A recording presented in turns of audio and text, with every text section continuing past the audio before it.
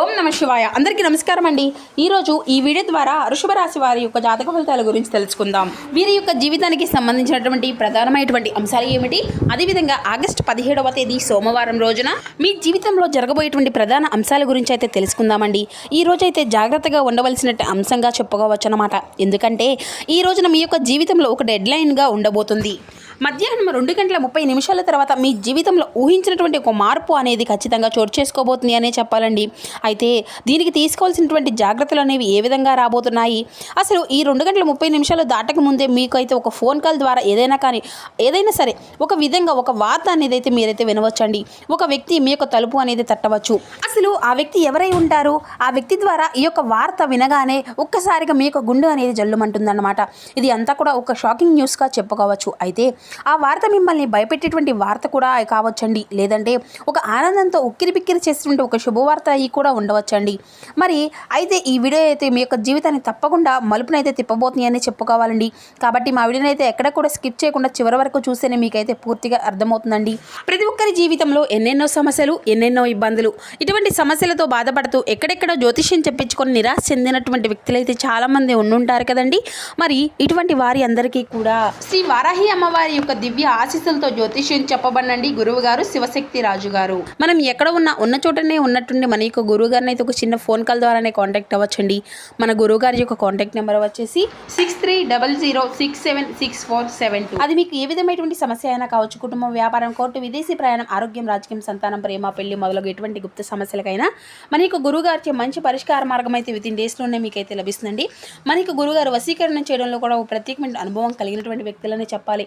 కాబట్టి నమ్మకంతో ఒక్కసారి ప్రయత్నించి చూడండి, ఖచ్చితంగా మీకున్నటువంటి సమస్యల చిక్కులు అన్నీ అయితే బయటపడగలుగుతారు. ఇక ముఖ్యంగా వివరాలకు వస్తే కనుక వృషభ రాశి అనేది రాశిచక్రంలో 2వ రాశి.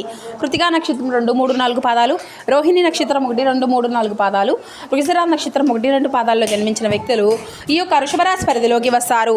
ఈ యొక్క వృషభ రాశి వారికి అధిపతి శుక్రుడు. ఇక సాధారణంగానే ఏంటంటేనండి, ఈ యొక్క రాశి వారు చాలా అంటే చాలా తెలివిగా ఉంటారు. చాలా గొప్ప తెలివితేటలు కలిగినటువంటి వారై ఉంటారండి. అలాగే మంచి దురదృష్టిని కలిగినటువంటి వారని కూడా చెప్పుకోవచ్చండి. అలాగే మీకు ఏదైనా కానీ ఒక విషయం అనేది జరిగే ముందు ఒక రకమైనటువంటి సూచన, అంటే అది అంతా కూడా అంతర్బోధ అనే చెప్పాలండి. ఇలా జరుగుతుంది, ఈ విధంగా మీ యొక్క జీవితంలో ఊహించిన మార్పుగా చోటు చేసుకోబోతుంది, ఈ విధమైన మార్పులు అనేవి మీ యొక్క జీవితంలోకి రాబోతున్నాయి అని చెప్పేసి మీ యొక్క మనసుకు కనిపిస్తూ ఉంటుందన్నమాట. కానీ ఈ మధ్యకాలంలో మీ యొక్క మనసు అంతా కూడా మొద్దుబారిపోయినట్లుగా మీకు కూడా అనిపిస్తుంది కదా. అంటే మీకు అనుకున్నవి ఏది కూడా పూర్తిగా వర్కౌట్ కావడం లేదండి. గత కొన్ని రోజులుగా ఎదుటివారు కూడాను మిమ్మల్ని అర్థం చేసుకున్నట్లుగానే అనుకునేటువంటి బాధ అనేది కూడాను మీలో ఒక వంతు బాధగాను ఉంటుందన్నమాట. మరొక వంతు మీరైతే మీ యొక్క గుండె లోతుల్లో ఏదో ఒక అద్భుతము అనేది జరగబోతుంది అని చెప్పేసి మీరు మాత్రం మనసులోనే పూర్తిగా ఏదో ఒక విషయంలో నమ్ముతూనే ఉంటున్నారు. అయినప్పటికీ కూడాను గత కొన్ని సంవత్సరాలుగా మీరు అంతా కూడా ఒక గందరగోళమైనటువంటి పరిస్థితులు అనేవి మిమ్మల్ని అయితే చిక్కుముట్టుకొని ఉంటున్నాయని కూడా చెప్పుకుంటే, ముఖ్యంగా ఒక ఆర్థికపరమైనటువంటి విషయంలో కావచ్చు, లేదంటే డాక్యుమెంట్స్ విషయంలో కావచ్చండి, ఇలా భూమి విషయంలో కావచ్చు, లేదంటే మీరు ఎదురు చూపులు అన్నీ కూడా చూస్తూ ఉంటున్నారు. అసలు ఇది అంతా కూడా జరుగుతుందా లేదా అని చెప్పేసి ఒక రకమైనటువంటి సంఘటనతో అంతా కూడా సందిగ్ధంలో మీరైతే కొట్టుమిట్టాడుతూ ఉంటున్నారండి. ఇటువంటి పరిస్థితులు అన్నీ కూడాను మీ జీవితంలో కనిపిస్తూ ఉంటున్నాయి. మరైతే మీరైతే బాగా నమ్మినటువంటి కొంతమంది వ్యక్తులు కూడాను మీకు మీ మీద నెగిటివ్గా సమాచారం అనేది చేస్తూ ఉండడము అయితే రేపటి రోజున ఒక మధ్యాహ్నం తర్వాత ఈ యొక్క టెన్షన్ కానీ, లేదంటే తద్వారా జరగబోయేటువంటి అంశం గురించి కానీ తెలుసుకుంటే ఇది అంతా కూడా మీకు చాలా ప్రత్యేకంగా మీ యొక్క జీవితంలో ఉండబోతుంది అనమాట. ఇప్పుడు అసలు విషయానికి వస్తే కనుక రేపటి రోజున మధ్యాహ్నం 2:30 లోపు మీకైతే ఒక వార్త అయితే అందబోతుంది. ఆ వార్త ఏమిటి అంటే కనుక ఆ యొక్క వార్త మీ యొక్క జీవితాన్ని ఎన్నో మలుపులు తిప్పబోతుందండి. అంటే దీని గురించి మీరు ఎప్పుడూ కూడా ఆశలు పెట్టుకున్నటువంటి ఒక పాత విషయం గురించి ఆ యొక్క చర్చ అనేది కావచ్చు.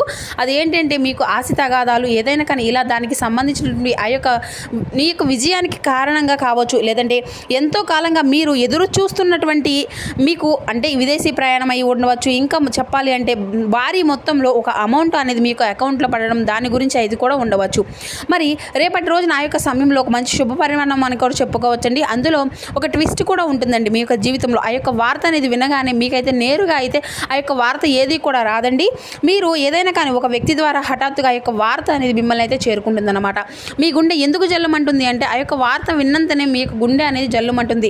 2 రకమైనటువంటి కారణాలు అయితే లేకపోలేదండి. మొదటిది ఏంటి అంటే నమ్మలేనటువంటి ఒక నిజం, అంటే ఇది మనకు అసలు సాధ్యం కాదు కదా అని పూర్తిగా ఫిక్స్ అయిపోయినటువంటి ఒక నిజం. కానీ ఆ యొక్క వార్త అనేది వినగానే అంతా కూడాను సాధ్యమైపోయినా అంతా కూడా తెలుసుకోగానే ఇక మెదడు అంతా కూడా మొద్దబారిపోయినట్లుగా అయిపోతుందన్నమాట. అంటే మీరు చాలా ఆశ్చర్యపోతారన్నమాట. ఆ యొక్క షాకింగ్ న్యూస్ వల్ల వచ్చేటువంటి ఎమోషన్ ఏదైతే ఉందో అది అంతా కూడా మీకు గుండెని అంతా కూడా తాగుతుందని చెప్పుకోవాలండి. ఇక ఆ యొక్క వార్తతో పాటుగా ఒక పాత వ్యక్తి పేరు కూడా మిమ్మల్ని రేపటి రోజున బయటకు వస్తుందన్నమాట. అతను లేదంటే ఆమె మరలా మీ యొక్క జీవితంలోకి రావడం అనేది జరుగుతుందన్నమాట. వారు వచ్చారా అనేటువంటి ఒక షాకింగ్ అనేది మీలో కలగబోతుంది.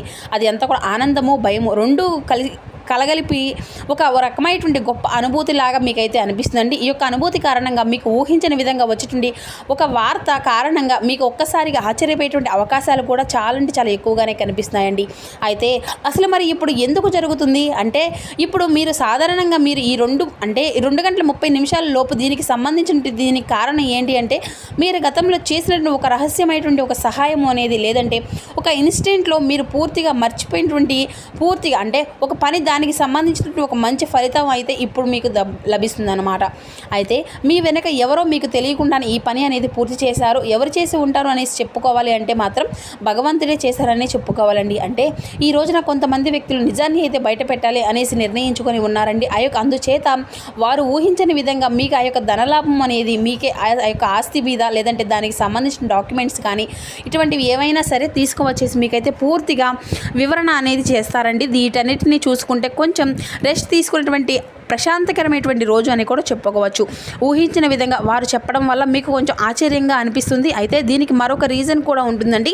గ్రహస్థితి పరంగా చూసుకున్నట్లయితే కనుక మీకు ఈ రోజున శని ప్రభావం అనేది కొంచెం తక్కువగానే కనిపిస్తుంది. అలాగే ఈ రోజున మీకు శని భగవాన్ మంచి అవకాశాలను కూడా ఇవ్వబోతున్నాడండి. రాహుల్ యొక్క సంచారం గురు దృష్టి ఈ యొక్క రాశి వారి పైన ఎక్కువగా పడడం వల్ల ఈ 2:30 అనేది మీ యొక్క రాశి వారికి ఒక శుభముహూర్తం లాంటిదన్నమాట. మరి ఈ యొక్క సమయంలో గ్రహాల యొక్క కలయిక వలన మీకు ఆశ్చర్యకరమైనటువంటి ధనలాభం లేదంటే ఒక ముఖ్యమైనటువంటి కీలకమైనటువంటి వార్త వచ్చేటువంటి అంశంగా కూడా ఈ యొక్క వార్త నుండి వచ్చేటువంటి ఒక లాభం అనేది కూడా మీకు అన్ని రకాలుగా చాలా అంటే చాలా ఆశ్చర్యకరమైనటువంటి విషయాలనే కలిగించబోతుంది అనమాట. అయితే ముఖ్యంగా దీనివల్ల ఏంటంటేనండి మీరు మీ యొక్క జీవితంలో ప్రధానంగా చూసుకున్నట్లయితే రేపటి రోజున మీకు ఉన్నటువంటి ఒక పెద్ద టెన్షన్ కూడాను తగ్గుతాయండి. సమాజంలో గౌరవ ప్రతిష్టలు కూడా పెరుగుతాయి. ఆ యొక్క వార్త వినగానే మీకు ముందు ఎమోషనల్ అయిపోతారు. కానీ ఆ సమయంలో మీరైతే తప్పుడు నిర్ణయాలు తీసుకునేటువంటి అవకాశాలు కూడా ఇప్పుడు కనిపిస్తున్నాయండి. అంటే ఎలాగైతే మీది ఏదైతే కొంచెం అంటే మీకు బీపీ అనారోగ్య సమస్యలు కూడా ఉంటాయి కదండి. అటువంటివి అన్నీ కూడా ఆవేశపడిపోయి తొందరపడి నిర్ణయాలు అనేవి తీసుకోకుండా కొంచెం ప్రశాంతంగా నిర్ణయాలు అనేవి తీసుకోవడం సమర్థవంతంగా ఎదుర్కొనేటువంటి ప్రయత్నం అనేది చేయండి. అటువంటి శక్తి అనేది ఉన్నప్పుడు ఏ విధంగా కూడా మనం భయపడవలసిన అవసరం ఏది కూడా లేదండి. ప్రతి ఒక్క మనిషి అంటే ఏ విషయంలోనైనా కూడా శుభవార్తలు అశుభవార్తలు అన్నీ కూడా సాధారణంగానే కదా. మరి యొక్క జీవితంలో కూడా ఒక్కొక్క రోజు మనకు చాలా ప్రశాంతంగా అనిపిస్తుంది. ఒక్కొక్క రోజు అసలు ఈ రోజే బాగాలేదు, చాలా ఒత్తిడిగా ఉంది, నిద్ర లేచినప్పటి నుండి కూడాను ఎవరి మొహం చూసాము అన్నట్లుగా ఒక రకమైనటువంటి ఫీలింగ్ అనేది మన మనసులో కలుగుతూ ఉంటుందన్నమాట. అలా ఒక్కొక్క రోజు ఒక్కొక్క రకంగా ఉంటుందన్నమాట. కాబట్టి ఒక్కొక్క రోజుగా మనకు సంబంధించిన పనుల్లో కొన్నిటిలో ప్రశాంతత అనేది కనిపిస్తుంది. అదేవిధంగా ఈ రోజున మనకు సంబంధించిన పనుల్లో పూర్తిగా డీలా పడిపోయామేమో అన్నట్లుగా కనిపిస్తూ ఉంటుంది. కాబట్టి ఏదైనా కానీ ఆ యొక్క ఆలోచన విధానంలో మనం తీసుకునే నిర్ణయాలు బట్టే ఉంటుందండి. కాబట్టి ఈ రోజున ఉదయం టైంలో ఆ యొక్క శివుని యొక్క ఆరాధన అనేది ఖచ్చితంగా చేసుకోండి. ఓం నమ శివాయ అనేటువంటి మంత్రాన్ని అయితే జపించుకుంటడము వీలైతే మీరు శివాలయానికి వెళ్ళి 11 ప్రదక్షిణాలు కానీ లేదంటే 21 ప్రదక్షిణాలు కానీ చేసుకొని కాసేపు ఆ యొక్క శివాలయంలో ప్రశాంతంగా కూర్చొని శివుని యొక్క దర్శనం చేసుకొని మీకు వీలైనటువంటి సార్లు 108 సార్లు కానీ లేదంటే మీకు వీలైన సార్లే ఓం నమ శివాయ అనేటువంటి మంత్ర జపం చేయడం వల్ల కూడా మీకు ఉన్నటువంటి కొన్ని నెగిటివ్ అనేవి అన్నీ కూడా తొలగిపోతాయి. పాజిటివ్ అనేది పాస్ అవుతుందండి. ఒక మాటలో చెప్పాలంటే మైండ్ అంతా కూడా కొంచెం రిలీఫ్ అనేది ఇస్తుంది అనమాట. ఒక విశేషమైనటువంటి రోజుగా కూడా చెప్పుకోవచ్చండి. ఇక ఈ రోజున మధ్యాహ్నం సమయంలో మీరు ఎవరితో కూడా ఎటువంటి గొడవలు కానీ తగాదులు కానీ పోగండి. ఇక ఈ రోజున మీరు నీలం రంగు దుస్తువులను అయితే ధరించడం వల్ల కూడా మీకు మరింత ప్రశాంతతను అయితే ఇస్తుందన్నమాట. అంతేకాకుండా ఈ రోజున మీకు పసుపు రంగు వస్త్రాలను మీకు ఎంతో కొంత జము అనేది కలిగిస్తుందండి. ఇక అలాగే ఈ రోజున మధ్యాహ్నం మీ యొక్క జీవితాన్ని మార్చేటువంటి ఒక ఫోన్ కాల్ అనేది మీకైతే రాబోతుంది. ఆ యొక్క ఫోన్ కాల్ రూపంలో మీ యొక్క జీవితంలో ఒక సరికొత్త వెలుగును నింపాలని చెప్పేసి మనస్ఫూర్తిగా మేము కూడా కోరుకుంటున్నాము. ఇక ఈ రోజున మీకు తూర్పు దిక్కు ప్రయాణం అనేది ఎంతో విశేషంగా ఉంటుంది. ఇక ఎప్పుడు కూడాను మీకు వీలైనంత సమయం వరకు ఎవరైనా కానీ ఏదైనా కానీ చేయడంలో మీరైతే ముందుంటారండి. ఒకరిని ముంచాలి, ఒకరిని నష్టపెట్టాలి, ఒకరికి సమస్యలను కలిగించాలని చెప్పేసి ఎప్పుడు కూడా మీరైతే అనుకోరన్నమాట. మీ మనసులో కూడా ఎప్పుడు కూడా ఇటువంటి ఊహలు కూడా రావండి. కాబట్టి మీ యొక్క మంచితనం వల్లే మీకు ఎప్పుడూ కూడా మంచి జరుగుతూ ఉంటుంది. అలా ఆగిపోయినటువంటి పనుల్లో కూడా మీకు మంచి మార్పులు కలగడానికి ఇదంతా కూడా సహాయపడుతుంది. అలాగే మనం ఎప్పుడైనా కానీ సరేనండి, చేసినటువంటి మంచి పనిని కనుక మనకు అంటే ఒక్కొక్క రోజు మనకి అంతే కూడా అవే సహాయపడుతూ ఉంటాయని కూడా చెప్పుకోవచ్చు. అలాగే నిదర్శనమే ఈ రోజు అండి. కాబట్టి ఈ రోజున మీ యొక్క జీవితంలో జరగబోయేటువంటి ఒక మంచి మార్పు అనేది ఖచ్చితంగా మీరైతే చూడబోతున్నారు. మీరు మనస్ఫూర్తిగా మంచిగా ఈ రోజునైతే పాజిటివ్గా ఉండండి. మీ యొక్క మనసులో మీరు ఎప్పుడూ కూడా ఎటువంటి నెగిటివ్ ఆలోచనలు అనేవి తీసేస్తూ ఉండండి. అలాగే మీరు ఏదైనా కానీ ఒక విషయం గురించి నిర్ణయం అనేది తీసుకునే ముందు 1-4 సార్లు ఆలోచించి పెద్దల యొక్క సలహాలు అనేవి సూచించుకొని తెలుసుకొని జాగ్రత్తగా నిర్ణయాలు అనేవి తీసుకోండి. అలాగే మీ ఇంట్లో పెద్దల యొక్క ఆశీర్వచనాలతో పాటుగా మీ యొక్క జీవిత భాగస్వామి యొక్క నిర్ణయాన్ని కూడా గౌరవిస్తూ ఉండండి. ఇక ఈ రోజున మీరు బయటికి వెళ్ళే ముందు శివుని యొక్క భస్మం అనేది లేదంటే సింధూరాన్ని కానీ ధరించి నుదుటన ఈ విధంగా మీరు బయటకు వెళ్ళడం వల్ల చేసుకుంటే కానీ కొన్ని నెగిటివ్ ఆలోచనలు, నెగిటివ్ సమస్యలు అనేవి అన్నీ కూడా తొలగిపోతాయి. అంతా కూడా పాజిటివ్గా ఉంటుందండి. ఇక మీ యొక్క మనసు కూడాను చాలా ప్రశాంతంగా ఉంటుందండి. నలుగురితో నవ్వుతూ మాట్లాడుతూ ఉండండి. ఎవరికి కూడాను చిరాకు పడడం, కోపంగా ఇటువంటి పనులు అనేవి అసలు చేయకండి. అలాగే మీకు వచ్చేటువంటి సంకేతాల ద్వారానే మీకు రిజల్ట్ అనేది కూడా చాలా కనిపిస్తూ ఉంటుంది. కాబట్టి మీరు కొన్ని ఏవైనా సరేనండి వచ్చినప్పటికీ కూడా వాటితో మంచిగా ఆలోచిస్తూ ఉండండి. మరి తెలుసుకున్నారు కదండి, రేపటి రోజున మీ యొక్క జీవితంలో జరిగే పూర్తి అంశాలన్నీ కూడా ఏ విధంగా ప్రభావితం చేయబోతున్నాయి అనేటువంటి వివరణ అంతా కూడాను ఈ వీడియో ద్వారా మీకు వివరంగా అర్థమైంది అనుకుంటున్నాను. So thank you for watching.